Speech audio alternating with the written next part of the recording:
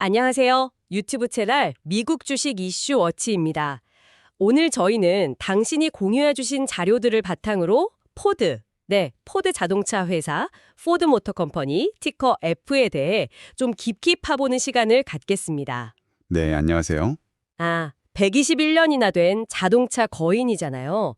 근데 요즘 이 산업 환경이 워낙 급변하다 보니까 포드가 어떤 길을 가고 있는지 핵심만 좀 짚어보죠. 네, 정말 변화의 중심에 서 있는 회사 중 하나죠. 특히 저는 포드의 강점, 그리고 뭐랄까, 최근에 좀 긍정적인 움직임들이 눈에 띄더라고요.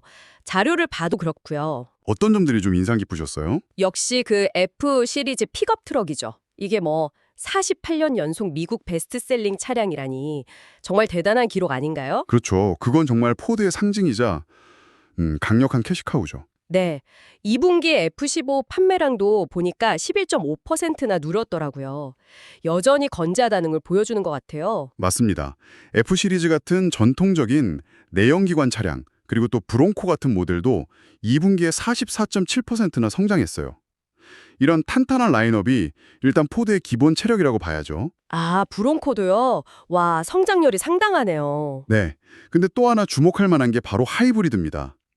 이게 현재 실적을 이끄는 또 다른 축이거든요. 하이브리드라면 그 매버릭 같은 모델 말씀하시는 거죠? 네, 맞습니다. 매버릭 하이브리드가 2분기에 26.3%나 판매가 늘었고요. F15도 하이브리드 모델 판매 비중이 점점 커지고 있어요. 현재로서는 이 하이브리드 전략이 시장에서 꽤 잘 먹히고 있다고 볼 수 있습니다. 그렇군요. 전기차로 넘어가는 과도기에 하이브리드가 확실히 역할을 해주는 거네요. 그렇죠. 당장의 실적에는 큰 도움이 되고 있죠. 그리고 또 하나, 그 상용차 솔루션, 포드 프로.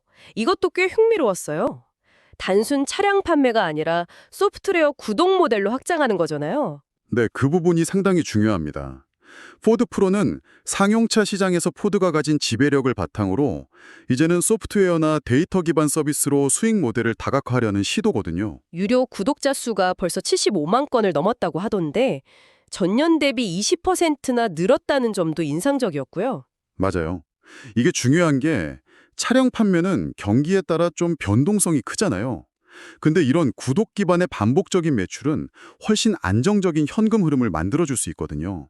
그렇죠. 약간 서비스 기업 같은 느낌으로 변모하려는 거군요. 네, 장기적으로는 그런 방향을 보고 있는 거죠.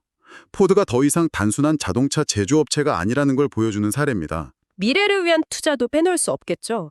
자료 보니까 전기차나 자율주행 R&D에 연간 80억 달러나 투자한다면서요. 네, 그 규모가 상당하죠.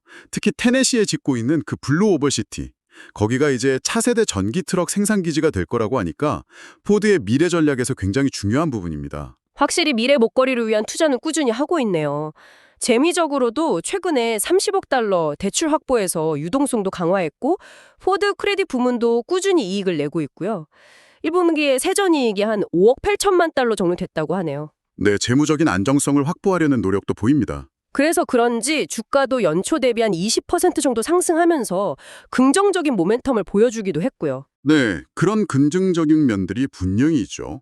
하지만 우리가 좀 신중하게 봐야 할 부분들도 만만치 않습니다. 그렇죠. 이제 좀 다른 측면도 살펴봐야겠죠. 어떤 점들을 좀 주목해야 할까요? 우선 가장 최근 실적인 2025년 1분기 실적을 보면 사실 좀 실망스러웠어요. 1분기 실적이요? 어땠는데요? 매출이 407억 달러로 전년 동기 대비 5% 감소했고요. 순이익은 4억 7천만 달러 정도로 무려 64.6%나 급감했습니다. 와, 순이익 감소폭이 엄청 크네요. 네, 조정 EBIT 역시 10억 달러로 전년 동기 대비 64.3%나 줄었어요. 시장 기대치에도 못 미치는 수준이었죠. 전반적으로 1분기 성적표가 좋지 않았군요. 그럼 2분기 전망은 어떤가요? 2분기 전망도 썩 밝지만은 않습니다.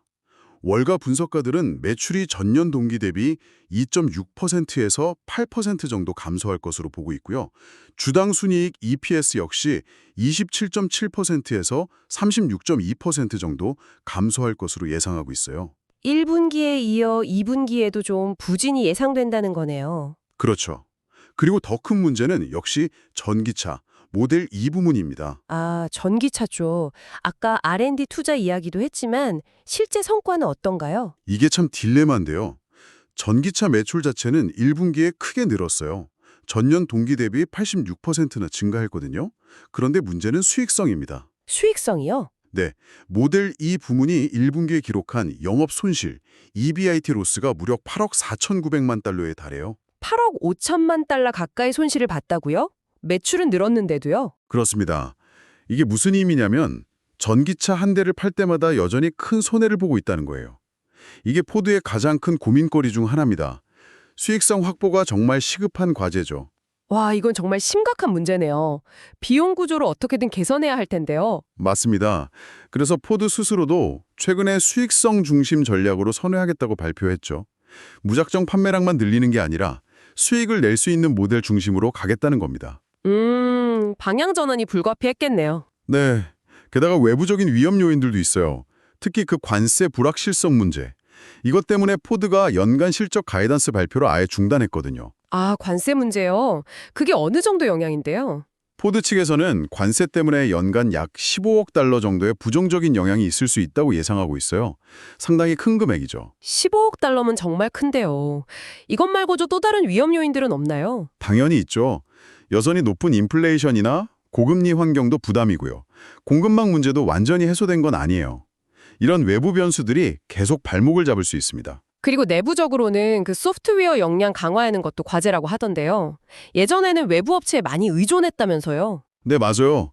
과거에는 150개가 넘는 외부 소프트웨어 공급업체에 의존했었는데 이걸 이제 내부 역량으로 전환하는 과정이 쉽지만은 않을 겁니다. 시간과 비용이 많이 들겠죠. 전기차 전환 비용도 만만치 않을 테고 또 경쟁도 점점 심해지고 있잖아요. GM이나 토요타 같은 경쟁사들도 다 전기차에 힘을 쏘고 있고요. 정확합니다. 그래서 종합적으로 보면 포드는 F 시리즈 같은 전통적인 강점, 그리고 상용차 부문, 또 최근 선전하고 있는 하이브리드를 통해서 현재 시장 상황에 잘 대응하고 있는 것처럼 보여요. 네, 그런 강점들이 분명 있죠. 하지만 동시에 전기차 부문의 수익성 개선이라는 아주 중요한 과제를 안고 있고요. 또 소프트웨어 영역을 키우고 미래 기술 경쟁에서 살아남아야 하는 도전도 남아 있습니다. 여기에 관세나 금리 같은 외부 변수까지 고려해야 하는 상당히 복잡한 상황에 놓여 있다고 할 수 있겠습니다. 정말 그렇네요. F 시리즈라는 확실한 캐시카우를 발판 삼아서 전기차 전환이라는 이 거대한 파도를 어떻게 헤쳐나갈지 이게 정말 중요한 관전 포인트가 되겠군요. 맞습니다. 오늘 포드에 대해서 여러 각도로 좀 깊이 살펴봤는데요. 현재 포드가 주력하고 있는 이 하이브리드 전략이 과연 전기차 시대로 성공적으로 넘어가는 징검다리 역할을 제대로 할 수 있을지, 아니면 오히려 완전한 전기차 전환을 좀 늦추는 요인이 될지, 이런 부분들을 좀 생각해보는 것도 흥미로울 것 같습니다. 당신은 포드의 이 거대한 전환기를 어떻게 보고 계신가요? 네, 오늘 저희가 나눈 이야기가 당신의 정보 탐색에 조금이나마 도움이 되었기를 바랍니다. 저희가 제공해드린 정보는 특정 종목에 대한 투자 자문이나 추천이 아닙니다. 모든 투자의 결정과 그에 따른 책임은 전적으로 투자자 본인에게 있다는 점을 꼭 기억해 주시기 바랍니다. 또한 이 분석 내용에는 AI가 생성한 정보가 포함되어 있을 수 있으며 그 과정에서 일부 내용에 차이나 오류가 있을 수 있다는 점도 유의해 주시면 감사하겠습니다. 네, 그럼 저희는 다음에 더 흥미로운 내용으로 다시 찾아뵙겠습니다. 감사합니다.